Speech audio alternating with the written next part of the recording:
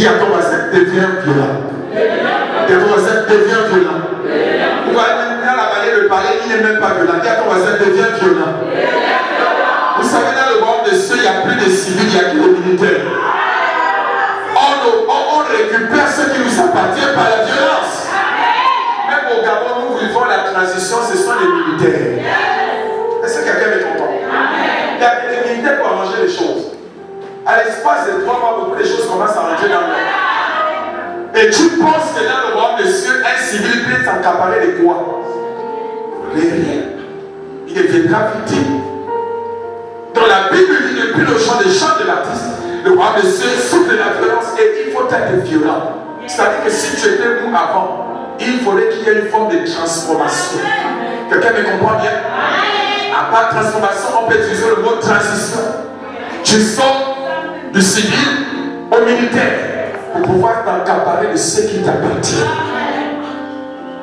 Les gens violents sont conscients de leur destin. Toutes les personnes violentes sont conscientes ou conscientes de son destin. Tu ne peux pas être violent et ne pas être conscient de ton destin. La violence en réalité nous pousse à être conscient de nos destins. C'est-à-dire, je dois me battre pour récupérer ce qui m'appartient. Est-ce que quelqu'un me comprend bien? Il faut être violent pour récupérer ce qui t'appartient. Il faut être violent. Donc les personnes violentes sont conscientes de leur destin. Tu ne peux pas être faible. Tu ne peux pas être faible et avoir un destin accompli. Tu ne peux pas être faible et avoir un destin accompli. Non, le royaume souffre de la violence et ce sont les violents qui s'en emparent. Tu ne peux pas être faible et avoir un destin accompli. Ceux qui accomplissent ce destin, ce sont des hommes et des femmes violentes. Quelqu'un peut dire Amen bien? Quelqu'un peut dire Amen bien? Ce sont des hommes et des femmes violents. La violence est l'attitude de chaque combattant. La violence est l'attitude de chaque combattant. Lorsque vous voyez un combattant, il a toujours cette attitude, cette façon de pouvoir faire les choses. Il est toujours différent de quelqu'un qui n'est pas du tout violent. Parce que la violence commence d'abord mentalement avant d'être physique. Commence d'abord mentalement. Donc la violence c'est l'attitude de chaque combattant. En d'autres termes, chaque combattant, il est violent.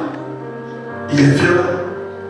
Et nous lisons le thème, c'est votre destin est lié à votre combat. Donc la Bible dit depuis le jour de Jean-Baptiste, le roi des cieux souffre de la violence, est soumis à la violence. Mais il faut être violent pour t'accaparer de ce qui t'appartient. Votre destin est choisi par Dieu. C'est Dieu qui choisit ce que tu deviens dans la vie. Notre destin est choisi par Dieu. Mais l'accomplissement de ton destin, frère, sœur, est déterminé par ton propre combat. Dieu choisit notre destin.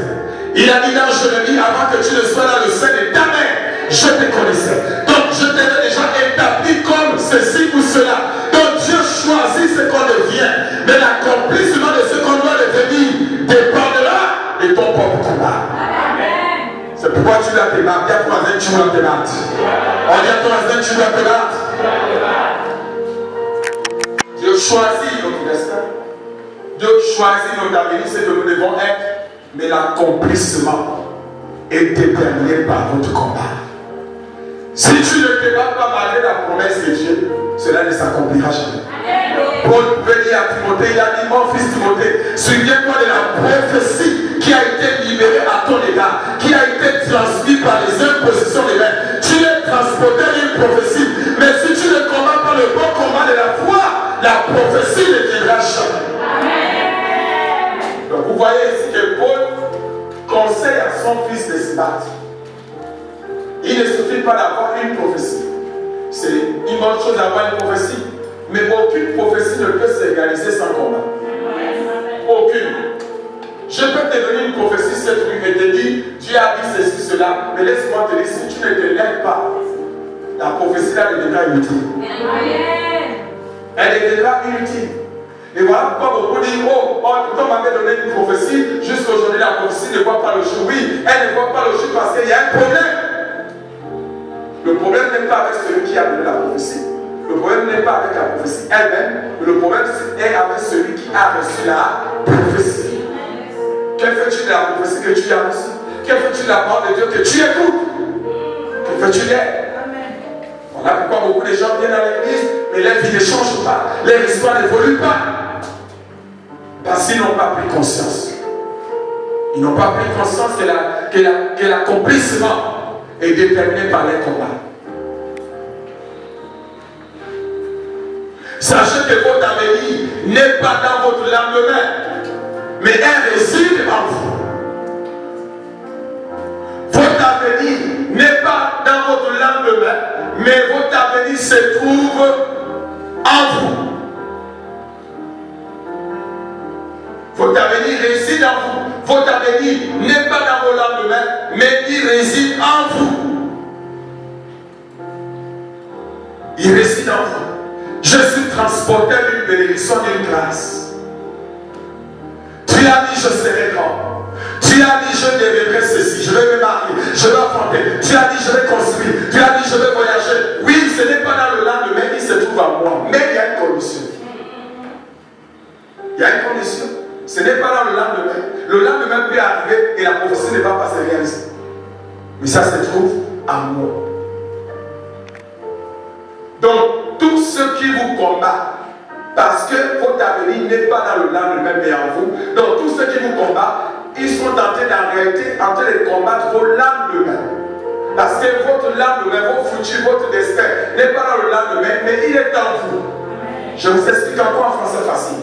Si vous ne vous réveillez pas demain matin, peu importe le rêve que vous avez pour le futur, il ne va jamais se réaliser. Vrai ou faux?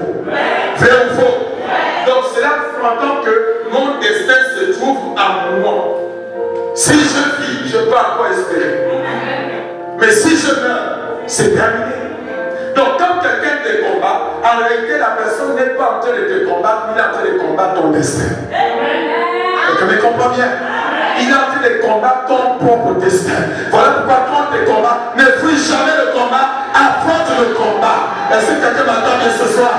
Affronte le combat, ne fuis jamais le combat. Ce sont les lâches qui fuient le combat. Mais les guerriers comme David, ce sont les gens qui se lèvent. Ils frontent, ils combattent le combat. Il dit David, la Bible dit que David est un jeune qu'il était. Il a dit, qui est un Philistin? Je peux le battre. Mais avec les géants, j'ai la capacité à moi. Je peux le battre. Ne fuis jamais le combat.